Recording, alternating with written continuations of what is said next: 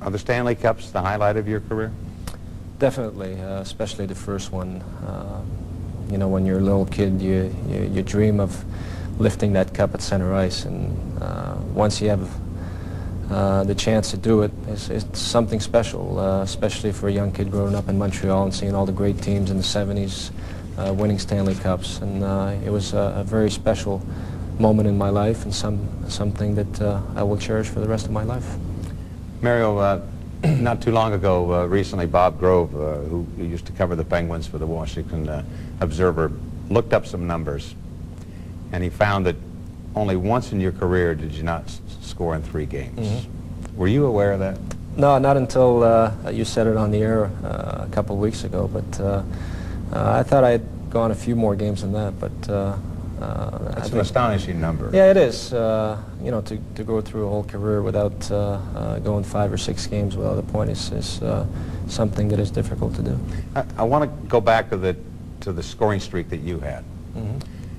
It reached 46 games and then ended in New York against the New York Rangers. Wayne Gretzky holds the record with 51. Mm-hmm. Can you go back and talk about that a little bit? And I'm going to preface it by saying I watched you go through that, so I may jump in while you're doing it or after and kind of make a comment. Well, that was a very difficult stretch, obviously. I think I played the last 20 games of that streak with a back brace and was not able to tie my skates and or tie my laces in the morning, and I never practiced, as you know.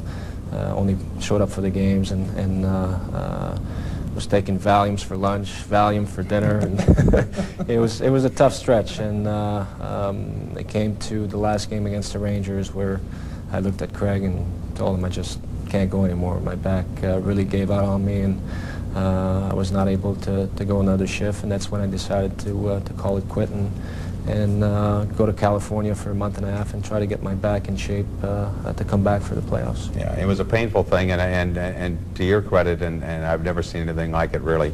You never complained once about it, not once. Sat in a lot of pain, could not move his bags above into the overheads, and a really remarkable story. And I think people should know that. I really do.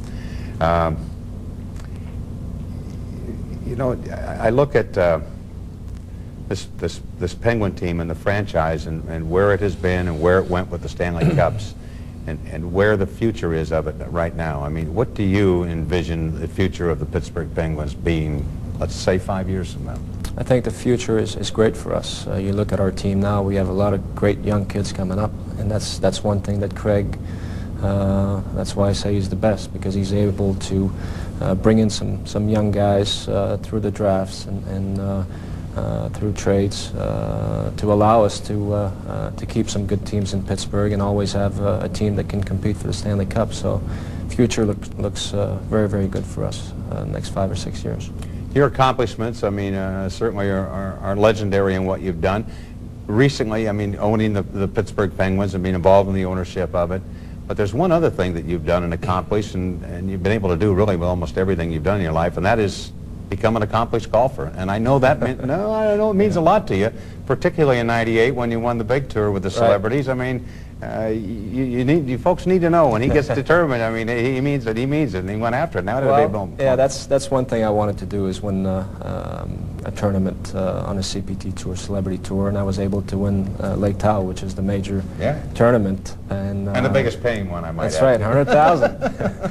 But it was a great feeling. I had spent the whole summer practicing 3 or 4 hours a day, just hitting balls and trying to get myself ready for that tournament, and I was able to play very well the last round and birdie 4 the last 5 holes to win the tournament. But it was a great experience. But since I bought the team, my game went downhill. Just too much work. I'm changing gears a little bit on you because we're moving away a little bit from hockey. But if I'm going to drive in a car with Mario Lemieux, what kind of music am I going to hear from his CDs? Neil Diamond. Oh, I got a good tip. That was a good scoop I got. That's right. No, it's I like all kinds of music, but more of the old stuff that my mom used to play, Engelbert and all that stuff. So when my mom's in town, she takes over the radio. Well, you know, I know Elvis has to be a part of that. Elvis is part of it, especially at Christmas time.